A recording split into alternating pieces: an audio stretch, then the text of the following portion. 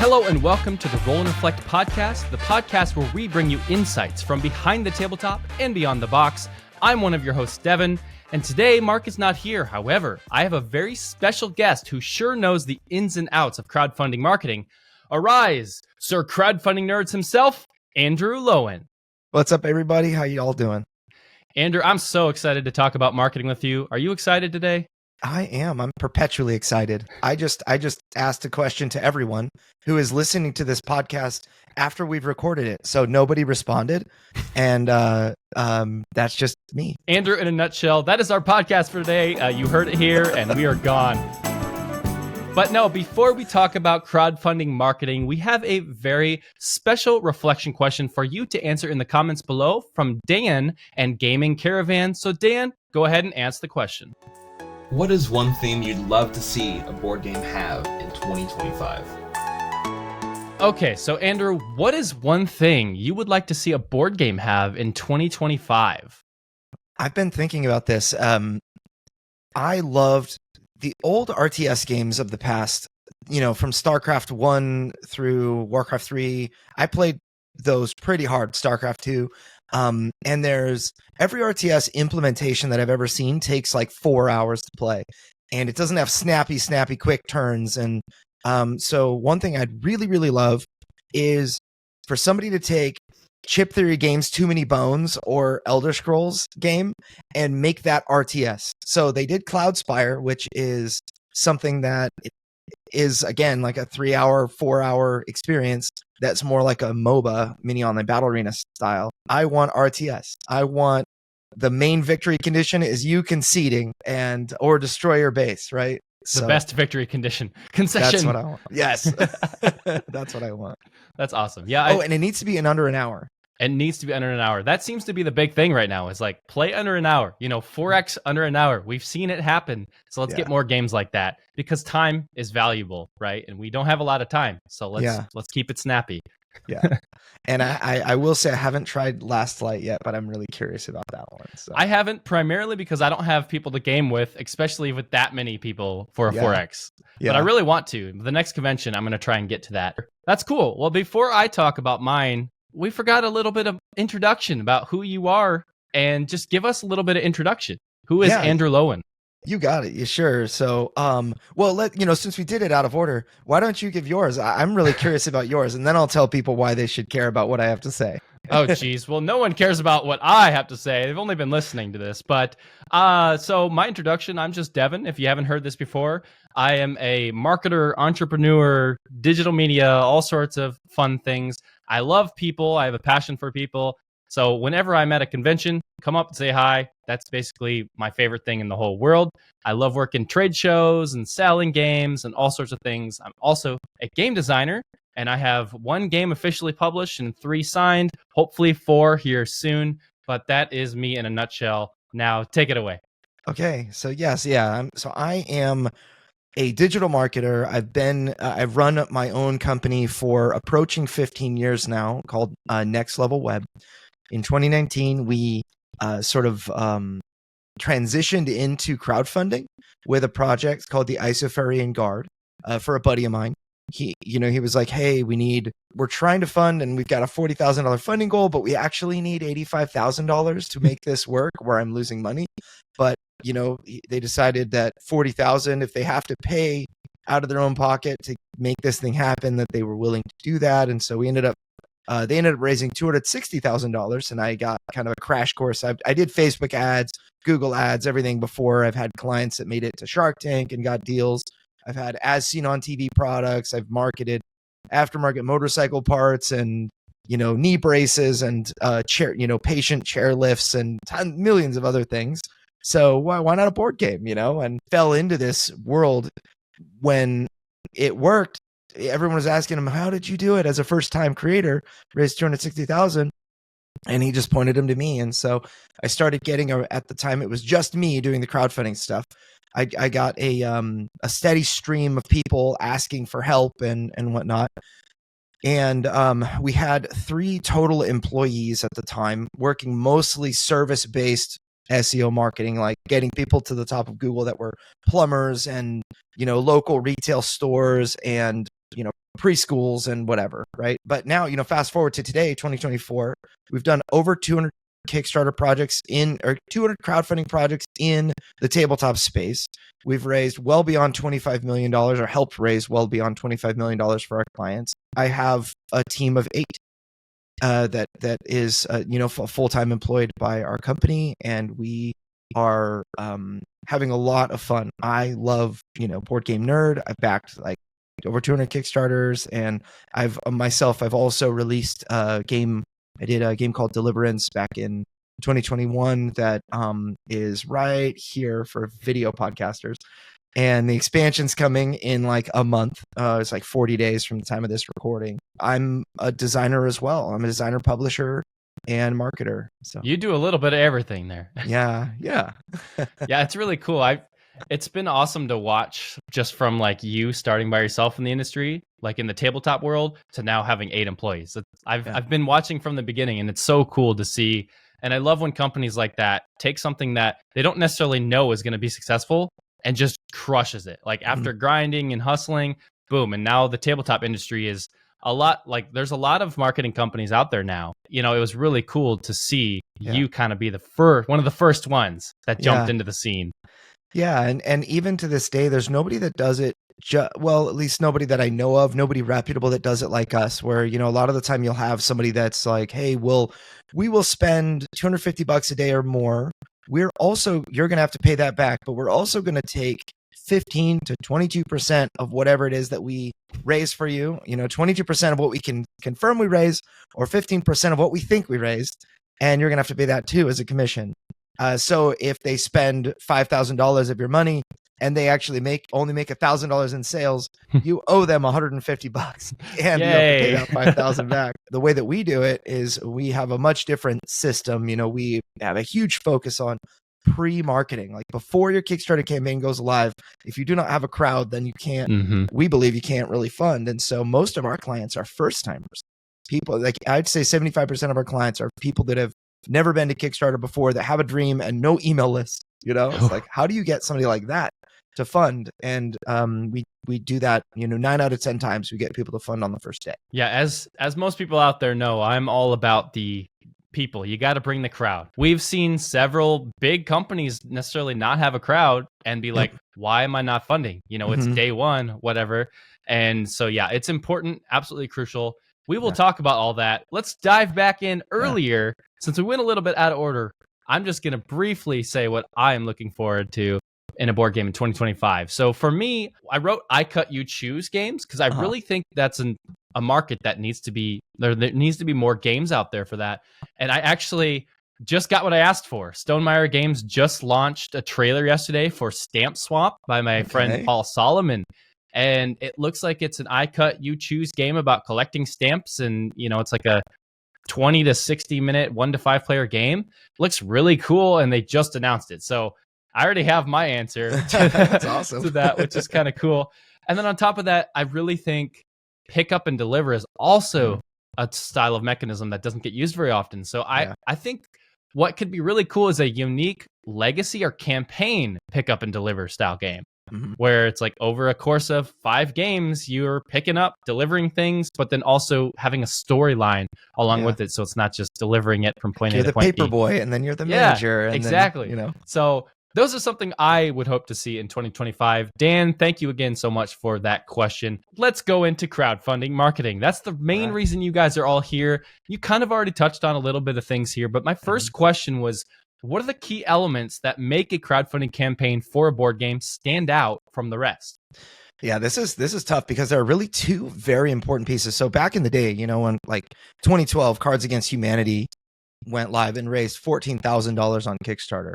And I want to say that's so much money. yeah. And now they took over the world and everywhere, Walmart, Target, you've all got Cards Against Humanity.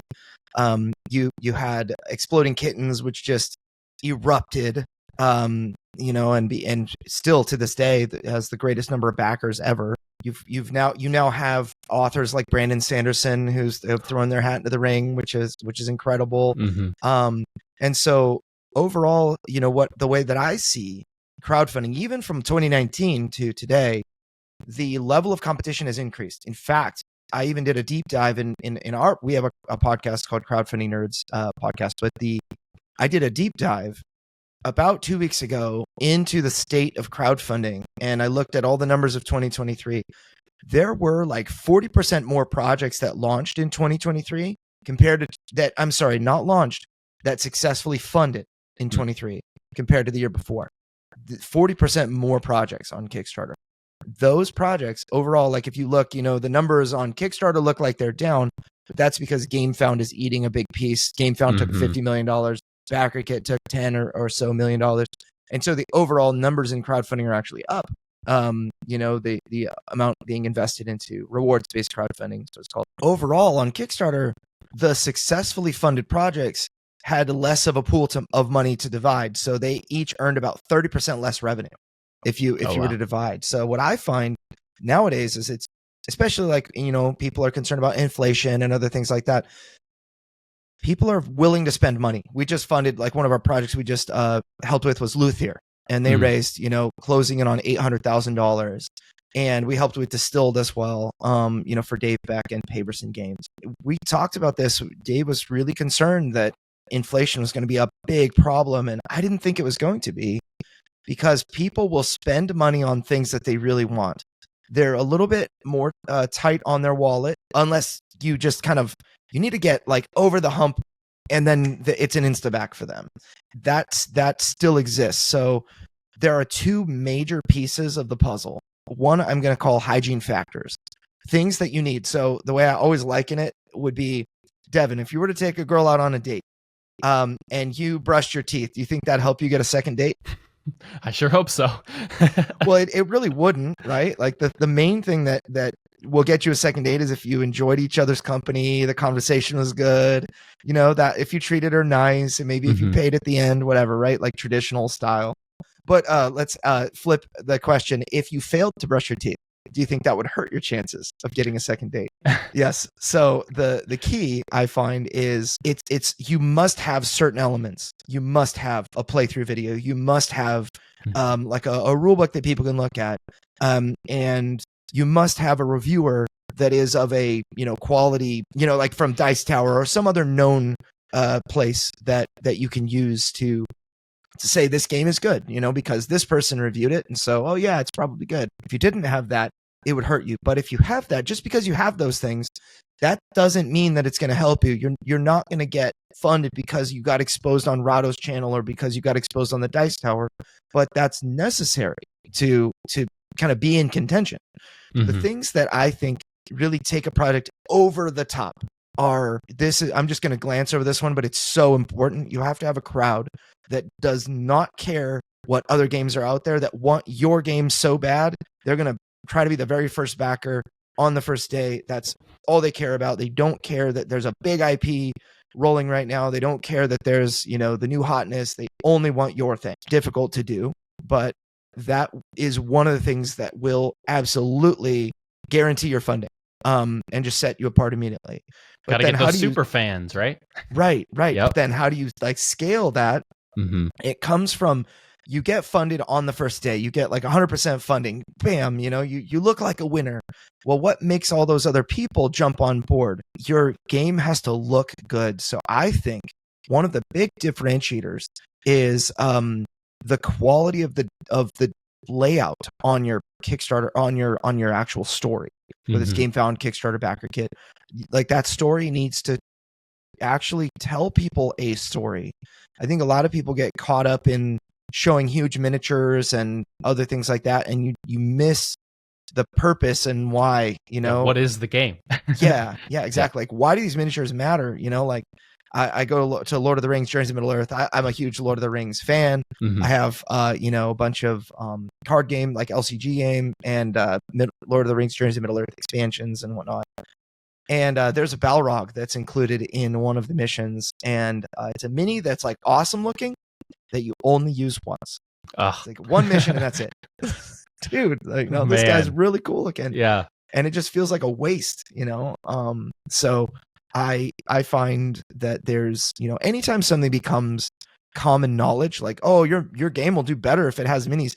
If like the homeless guy on the other side of the street's like, yeah, man, your Kickstarter needs to have minis, then it's common knowledge, and you should probably not bank on that being like the thing that you're doing that's revolutionary. Right. And so, there are a lot of things that people are saying now that are very kind of common knowledge that it's not enough. I really think that the next level is having something that you can demonstrate in a way that's as tangible as possible. And that, bottom line, requires more money. Now, if you don't have, the best graphic design in the whole world, that doesn't mean that you can't get funded and that you can't also maybe go viral and everything like that. It just makes it harder. So what I find is you can control if you fund on the first day, and if you fund on the first day, you can control if you hit 300 to 500% of a realistic goal. That is within your control. And if you go like botany, or like we did the Skyrim game, Imodifius, Fallout, Mass Effect 3, like we will sell lots of those games just because it has an IP attached. That's another way to go gangbusters, is get a really nice IP. I know for me with the story, that is, after consuming constant amounts of content over the last 5 years, one thing I've really noticed is, like you said, the miniatures are usually first. And so like with our upcoming campaign, I was like, no, we're going to put how to play immediately right at the top, because I want people to know what the game is that they're buying, right? If they're going to invest in me, well, I want them to invest in a product that they will actually get played, and not just the fancy miniatures or whatever that they're going to be provided with. So I think that's a really good point of making your story actually tell a story and not just flashy pictures. Because I know some graphic design, but I don't have all the time in the world to make it as best as possible. I just need the content to be there and be important in what you're going to get from the campaign. So I think that's a good point there. Absolutely. And you look at a company like Chip Theory Games and their Elder Scrolls Betrayal of a Second Era campaign. That, in my opinion, had the absolute, or maybe Marvel Zombie. No. Marvel Dice Throne. Dice Throne by Roxley. Those two campaigns, probably Elder Scrolls first, then Marvel Dice Throne next, have the best layouts of any campaigns I've ever seen. So if you want to study what works beautifully, you should definitely look at them. But then you should also recognize that they're bigger than you, and they have more money, they have more people, they have more expertise, and they have Manny Tremblay. Yes. So, you really need to understand where you are, and understand, you will not be able to compete at that level. You can try your absolute best, but it's not realistic to expect, let's say, a first-time creator to compete at that level. But then also look around you. Instead of looking up and above and saying, oh, I wish I was there, on top of that mountain where those companies are. Look around you, and you have all of these other competitors that are right where you're at.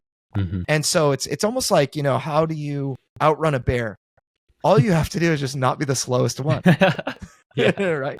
So you don't have to be the fastest one. You just have to not be the slowest. So if your project is able to stand out from among your peers, then that's going to be a big difference maker. And so it's not about, do you have $60,000 to put into your Kickstarter page and your marketing and whatever, but it's like, no, you can do this. You can bootstrap this with very little money if you put more time in. But like you said, the story, the thinking, like actually thinking about how people are going to absorb this information. When you share about your, like, how the game is played, you shouldn't share step 1, draw 1 card, or step 2, decide where to put it, or whatever. Overview. Right? What you should do is you should explain how it feels to play. So like for Deliverance, you've got choose your angel, your angelic hero, that and battle against the forces of darkness. So step 1, choose your angelic hero. Step 2, battle against the forces of darkness and protect the saints. Step 3, can you overcome the darkness? Showing like the big fallen prince boss that's gnarly. And then it's like, my goal is to show people that you will play an epically powerful angel that's just about to be defeated.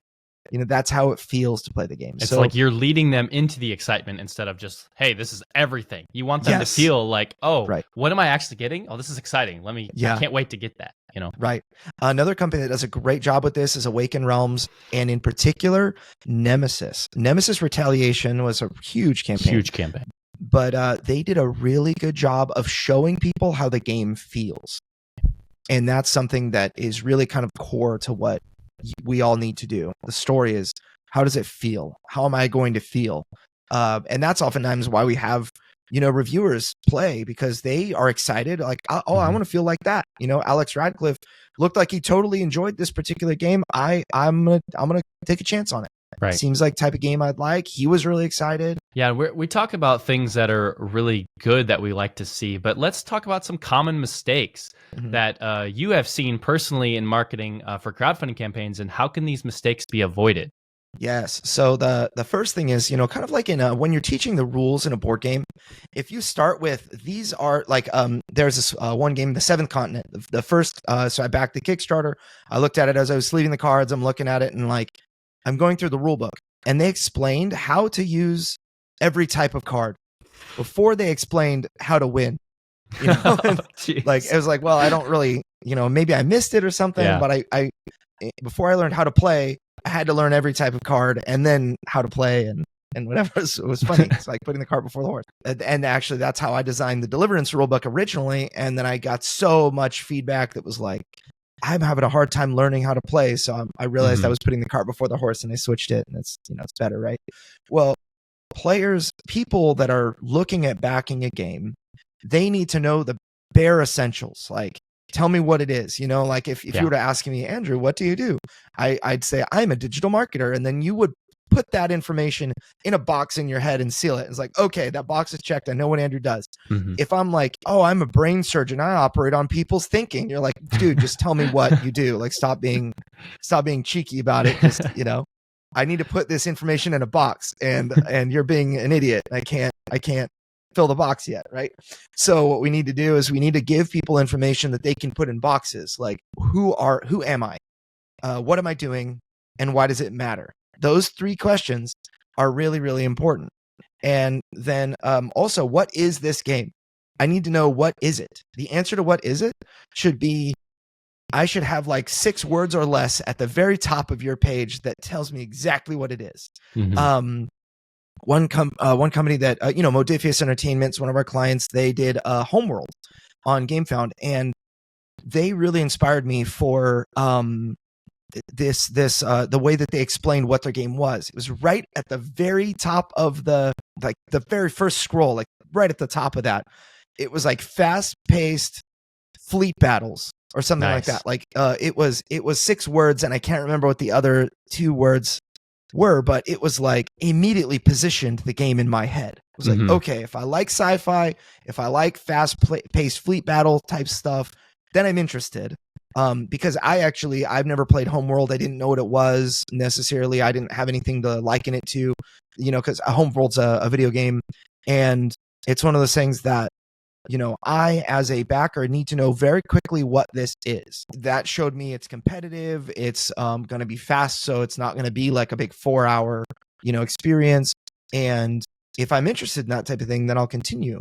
And what you don't want to be like, for me, I like cooperative games. So that particular game wasn't of great interest to me. Something like ISS Vanguard is much more down my alley. So it wouldn't attract me individually. It doesn't mean that it won't attract the right person. Like, what you want is the most hardcore fan to be like, yeah, that looks awesome. That looks for me. That looks like it's for me. And then they'll actually pay more attention to what the rest of the stuff that they read. But there was a game that was, I think Ludus Magnus Studio does a really good job with this stuff as well. They have their market that buys their stuff, and they make mini heavy games. And they put a game on GameFound called Blood, and I was scrolling through it. That campaign was crazy to look at.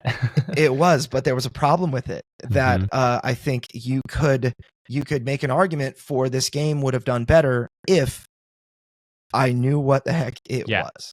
I noticed a lot of creators when I was watching their content, they were also like, what is this game? Like, it was just so strange. Yeah, it's like the minis are awesome. Clearly, they try-harded with all those miniature sculpts. I'm sure that the quality of game is good because they have a lot of things going for them. Like, they make good games that you can trust are good because they've made a bunch of them that are good. And so this one is very interesting for the right people. But yeah, that's like a very common failure, that companies fail to just tell me, what is it? Answer me the question, what is it? I want to know, who am I? I want to know, what am I doing? And I want to know why it matters. And then, and also maybe like how it feels when I play this. So those things are really important. You can explain those things with imagery. So what you need to do is demonstrate your product. There's this analogy. Do you know who Billy Mays is? The OxyClean guy? Yeah. Right. So the original pitchman, the guy that kind of preceded Shark Tank, he had a show called Pitchman that they did a season or two, and then he unfortunately passed away much too early. There was a guy that came in, a story that I heard, the guy that came in that had accidentally invented this strange type of rubber that really absorbs impact, and he decided to turn it into shoe soles, like insoles. And Billy Mays was like, yeah, that's great, but it's not interesting. I can't really sell that, And the guy said, well, hang on a second. And he took a big piece of this material and he put his hand on the desk and he laid the material under it and folded it over. And he took a sledgehammer and he smashed his hand a bunch. Oh my gosh. And then he showed Billy Mays that his hand was fine. And Billy Mays instantly was like, I can sell that. It's like, okay. Smashing someone's hands. Right. Jeez. It's like, is that what's going to happen in my shoe? I don't know exactly. It's not a 1-to-1 probably, but it demonstrated that the product absorbs force in a way that was so relatable. Right. And so how can we do that with the thing we're bringing to crowdfunding? You have to give people the ability to play it. Like if you have a tabletop simulator mod, it helps.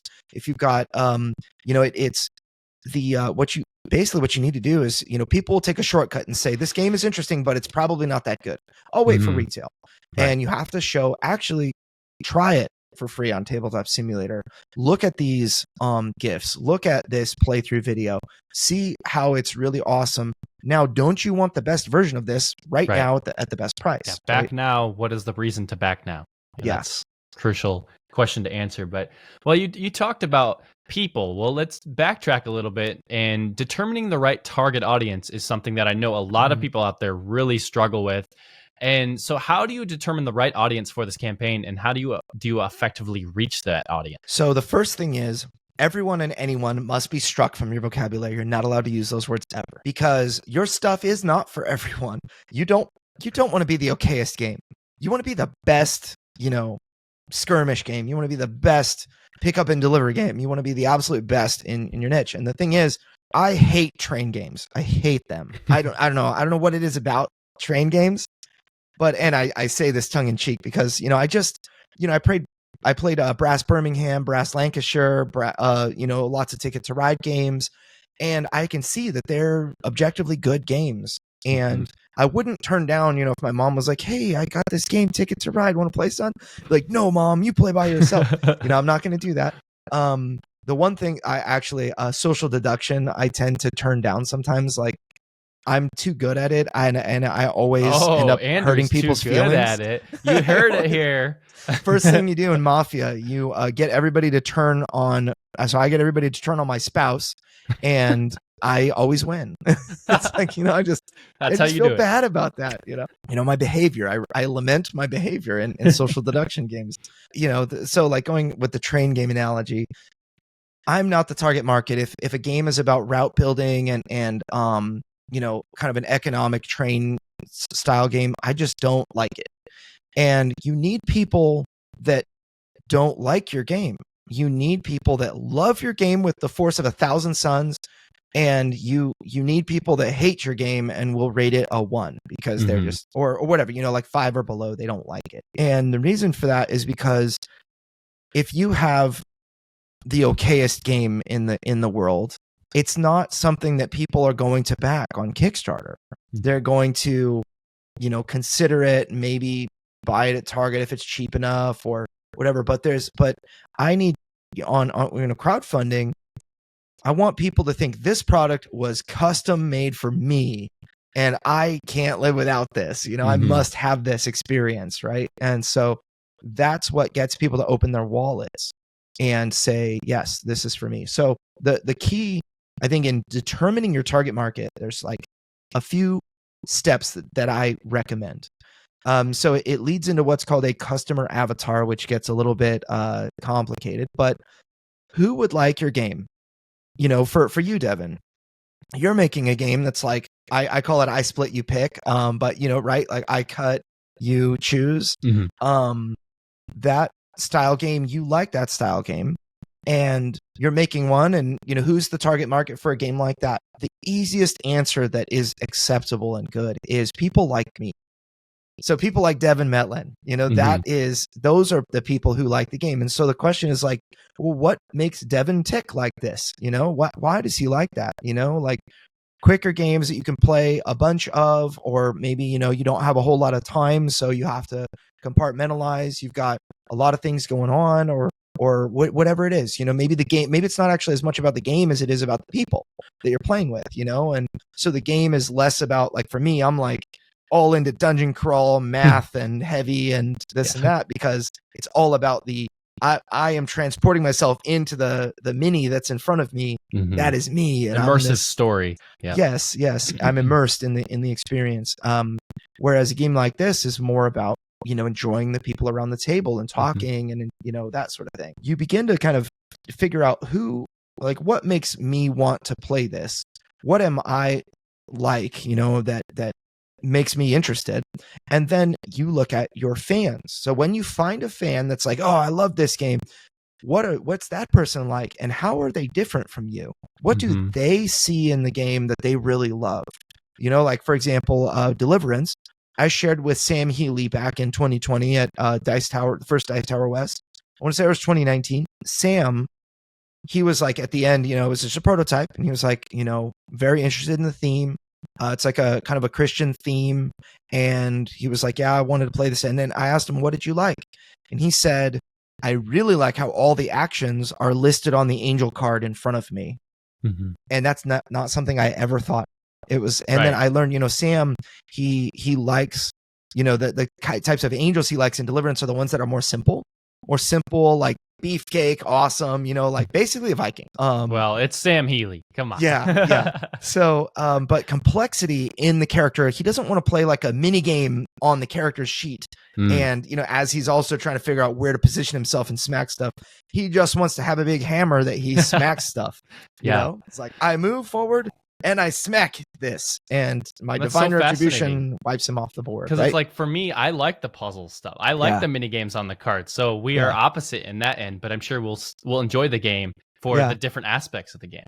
Right. So the idea is like, if I can, let's say, the core is, if you like to have a highly customizable hero, it's like Deliverance has one of the most robust character customization systems that happens quickly. People liken it to like Cthulhu Death May Die, if that's a game you're familiar with, or Gloomhaven. The idea is that the character customization, the robust character customization that comes in a very simple package right up front, that's really important for my fans. They don't want huge amounts of complexity. Like, for example, you look at a game like Cloudspire, which I really like, but hardly ever hits the table, because it's like, unless you have two very experienced Cloudspire players, it's hard to teach. Yeah, because you have this huge character card, or like a race reference sheet that's like, all right, here are all your units and what all of them do, and here on the other side is what all of your upgrades do for your base. Memorize both these sides. I'll see you in an hour, and then I'll tell you how to play. Right? Those types of people are very different from my fans for Deliverance.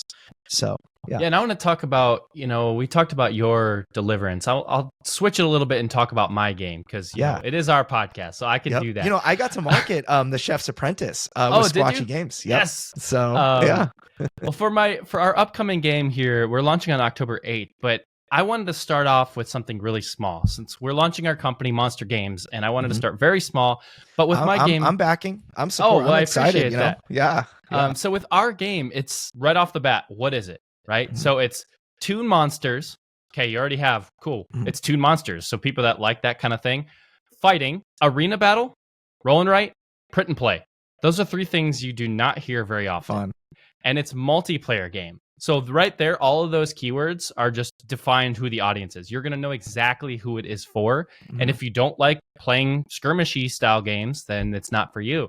But I really wanted to design this game for players like me who love the arena skirmish style games, but also want it to be portable. I love skirmish games, but when I'm out and about, like I camp a lot, I'm a hiker and stuff. I want to be able to have something that I can play. You don't want to take a 10-pound box with you. I don't want to take a 10-pound box with a bunch of minis and stuff. But with this game, we designed it specifically to be a portable skirmish style game in a small footprint. And that's exactly what we're going to be delivering. And so I'm super excited because that's something I can't wait to start actually getting a final product for and start playing it and create new characters That's for. awesome. So when we're marketing and we're going to start advertising soon, those are the people we're looking for. Because that's exactly who we're looking for. So I'm really excited to start working on that. Yeah, the print and play is a key phrase that you used that it enables two things. Number one, well, first of all, it limits the audience severely because there are some people that are just not going to print. It also reduces the complexity on your side, which is where the trade-off is positive. It's not going to cost you this huge logistics headache to get things from China to backers in South Africa and shipping, Singapore and all that. Yeah. Also if the game is good and people like it, you will also build a lot of buzz for maybe a physical edition. Yeah. So that's something that you'll be able to do, and you'll be able to like grow into this. And it's a proven product that's awesome and that kind of thing. There are a few actually of the print and play games on BGG that won awards or that were nominated for the Golden Geek Awards. We're getting to market a few of those, and it's pretty exciting because we're marketing them toward a physical product, the physical product launch. So they had a very successful print and play, and now people are like, yeah, this is great, and I want the real thing. And that's just the next way that you can kind of continue and really leverage what you've already made. I think it's a smart way to go.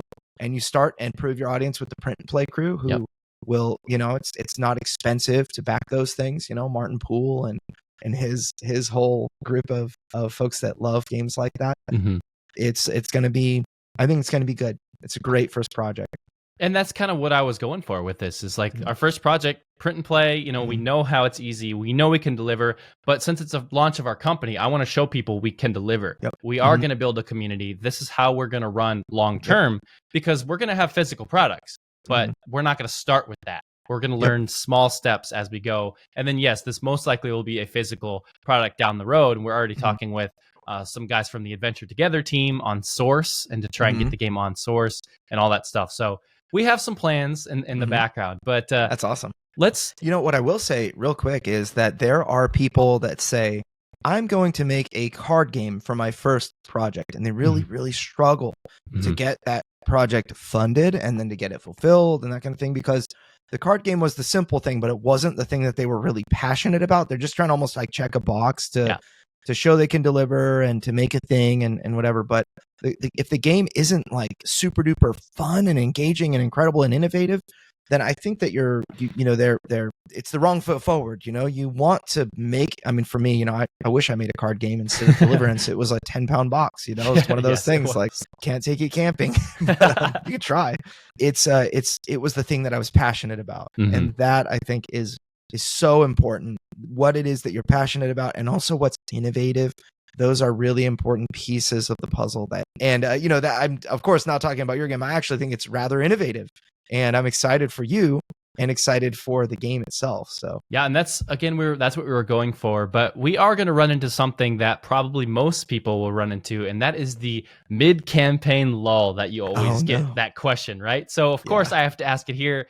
How do you handle the challenge of maintaining momentum throughout a campaign, especially during that mid-campaign lull? So there are three major areas that I always tell people, and I've been through this myself. The Deliverance mid-campaign slump, we raised continually between $1,500 to $2,500 every day. Like, I think there was a glitch in Kickstarter's system that dropped our project to the very bottom of the barrel. We were like 252 out of 258 projects. Oh, wow.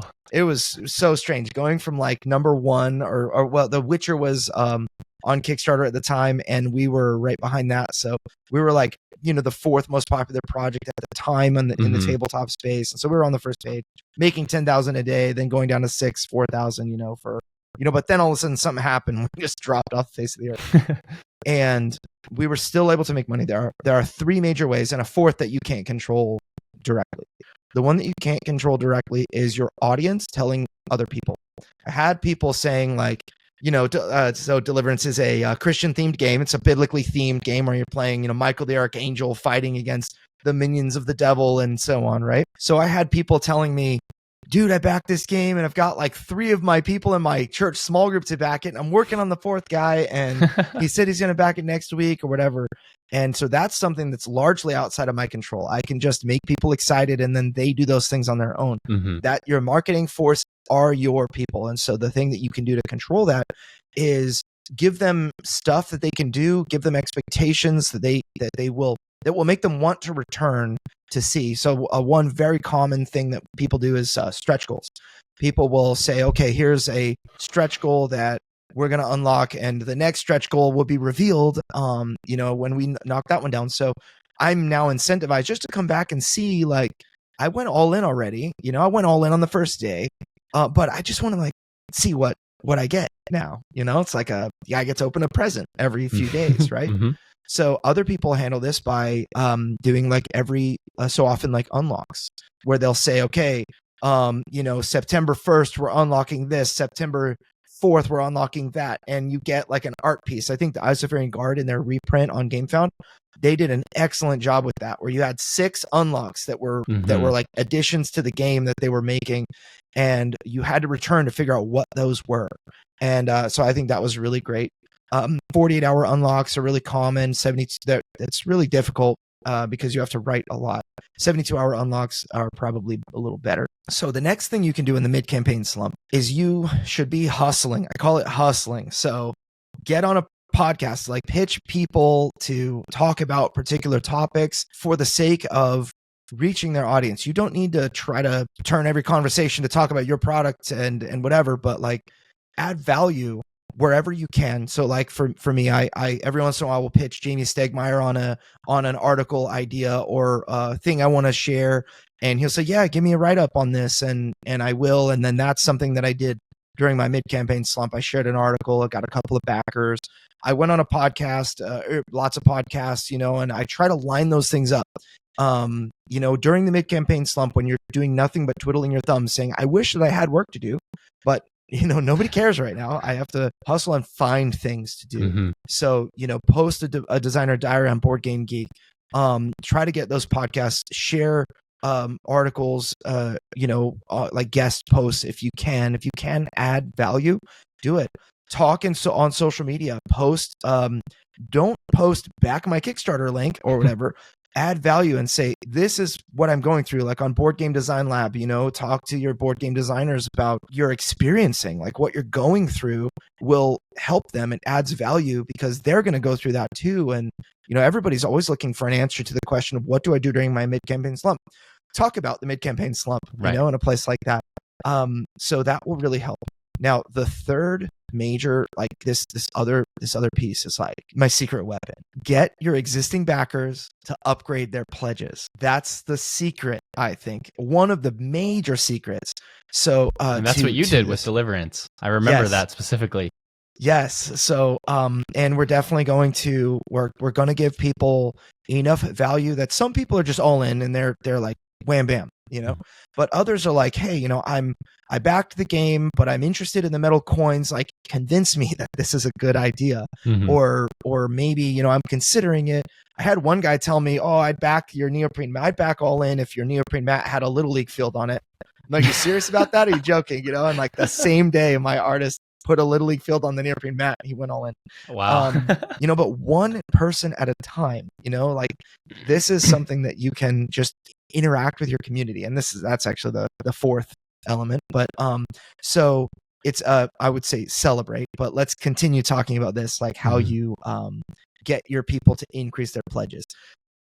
You have to show people the value of the all-in or of the each add-on. Why does this add-on exist? What is it meant to enhance? And why would you enjoy it? And why should you back this one now? Like you have people in the EU that are like, look, I can't afford the all-in, so I'm stretching just by getting the base game. The acrylic standees look really awesome. If I saw a picture of them in person, I'd probably be interested in backing them. I had one guy that was like, I actually need to see a physical picture of the standees. I'm like, they're just Okay. concept. I haven't manufactured them yet. By the time you see a picture, you might not be able to get them, right? Right. The challenge is, how can I demonstrate the quality of the standees to this person who said, I need some evidence that these standees are going to upgrade my game enough that I should stretch myself a little financially further. And like, you know what I mean? And so it's not about trying to like twist people's arm and be like, dude, we need the funding. Don't you want to unlock the stretch goals and that kind of thing? Like, they know that, but it's about showing the value and saying, you know, for me, you know, everyone wanted minis for the demons, and I didn't do that because it's super expensive. It'd be a bunch of different sculpts and whatnot, and the box would be 20 pounds, you know, or it'd be like, you know, Deep Rock Galactic can have 2 boxes or whatever, right? So, the main thing for me is showing people what purpose it's going to have, what functionality it's going to have. When it's on the table, the minis are going to get, you know, they're skinny minis is what they're called. You know, they're going to get bigger. They're full art. They're beautiful. They're transparent, like translucent, so you can actually see around the art. And it's just really cool looking, you know. But if you bundle all of this together, then you get these other products at great value.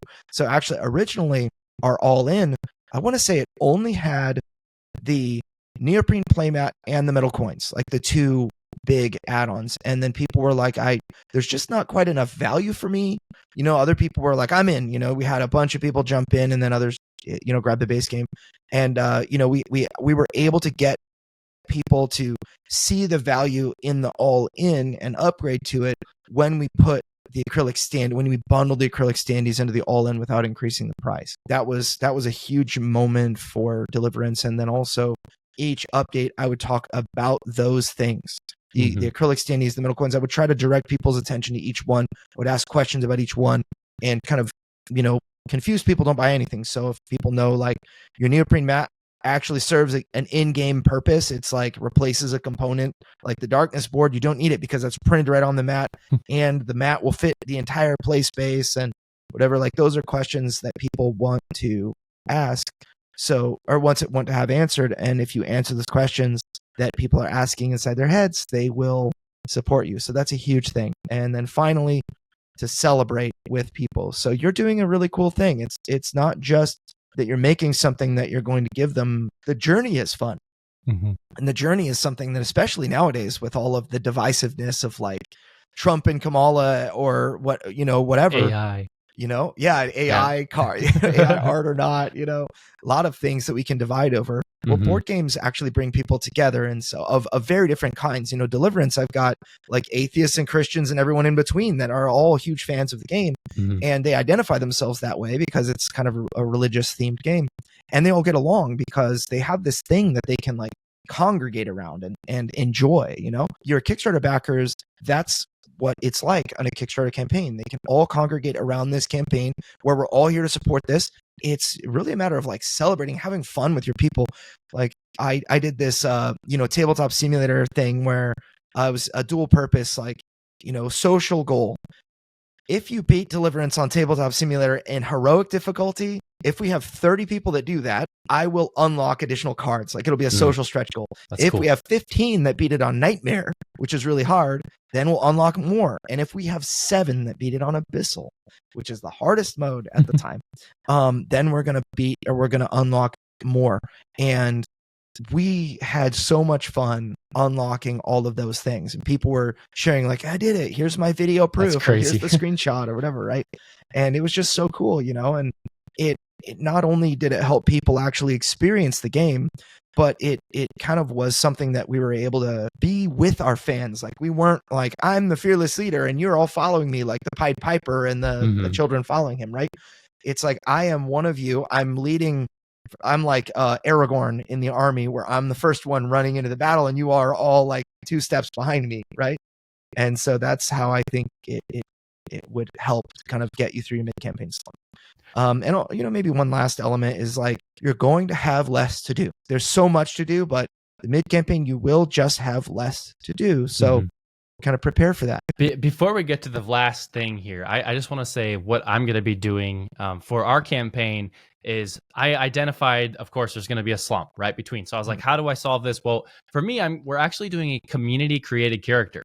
So because as you back the main pledge, the $5 pledge or whatever, anyone that backs that is going to get future content included long term. So we're going to release new characters, new hexes. That's awesome. The first character we release will actually be designed by you, the community, throughout the campaign. So I have, we're going to talk about aesthetics. What do you want to see? Like what abilities do you think we could do? And so throughout the updates, you're going to be able to follow along with that. And on top of that, we have a map contest that the community will also do. And that will be our first map release after the final campaign. So we have some ways to integrate the community. I'm really, really excited about that. Before we go, we have one final thing, and I want you to sum this up in about 2 sentences or less. What advice would you give someone new to marketing and advertising for crowdfunding, especially in the tabletop industry? Don't spam your Kickstarter link. It's not effective. The most effective, so let's just go by $1,000 increments. The most effective $1,000 that you can spend on ads is in Facebook. In fact, the most effective $2,000 a month that you can spend is in Facebook ads. Don't buy other things.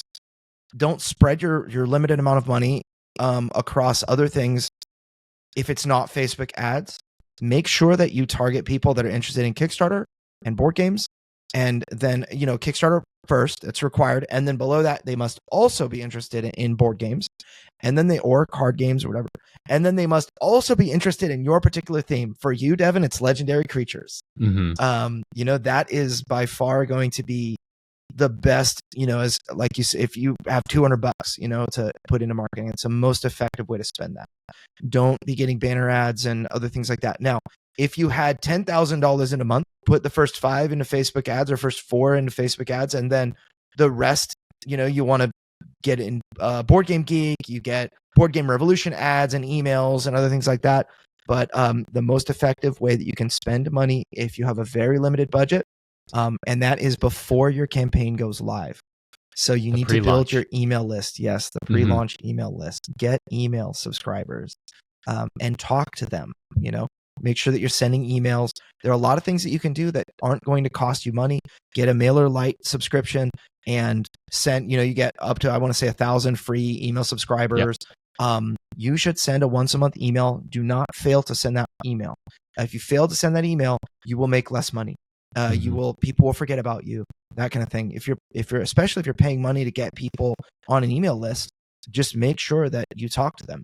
You need to warm them up, get them into social communities and talk to your people, build your audience, and so on. So there you go. Awesome. Well, that was Andrew's sentences. That was a little bit more than 2 sentences, but that's okay. We'll cut it a little bit shorter today, but let's just dive really quickly into the beyond. And this one has to be quick. So let's just say something that you're excited about outside the board game industry. Oh man. Other than my Kickstarter, which launches on September 24th for Deliverance expansion, I am very excited. So I did a Brazilian Jiu-Jitsu tournament. I'm a black belt in Brazilian Jiu-Jitsu. And I did the absolute division. And my first opponent was 280 pounds, 6'6". So he outweighed me by about 90 pounds. Wow. And I beat him. I actually took him down and submitted him. And then the next guy was also 280 pounds and he threw me and I lost. So I took a bronze medal there, but then I also took my first gold medal in the black belt division. That's awesome, man. Congrats. It's a big deal. Awesome. That's so cool. I could never do anything like that. That's way outside of what I'm good at. But for me, my Beyond segment, I finally watched Deadpool versus Wolverine, as well as Kingdom of Planet of the Apes. Exceeded my expectations for both of them. I knew going in, I already had high expectations, but I'm like, okay, that's even better than I thought. So that was awesome. And then finally, the last 2 nights when you guys are listening to this, it's been a week ago or whatever, but my wife has been gone on a business trip. And so I actually had to put my daughter to bed by myself for the first time the last 2 nights. And so it was just brand new, all new to me, but I did it. I felt good. And, I'm well slept. She actually did a really good job. So that is awesome. Congrats to me for that one. It's a big deal. Man, that's awesome. I have 7 kids, by the way, and my youngest is 9 months old. How old is yours right now? 10 months, going on 11 here soon. Yep. So, man, very that's close. Awesome, man. But dad life. Yeah. You don't have a dad bod yet. No, I work hard for that. No dad bod. That's awesome. But awesome. Thank you all so much for listening. Andrew, that was a great conversation. We'll have more episodes with you on because there's a lot more to talk about in the world of marketing. But for now, thank you all so much for listening. If you liked that content, feel free to like and subscribe on YouTube. Hit that bell notification icon so you can know when we release new episodes. If you want to, follow our show at Roll and Reflect and at Roll and Reflect Podcast. And then thank you so much to Caravan Dan for the reflection question and Laura for the timestamps. You all are amazing high rollers. Until next time, may your games be legendary and your rolls be epic. Peace.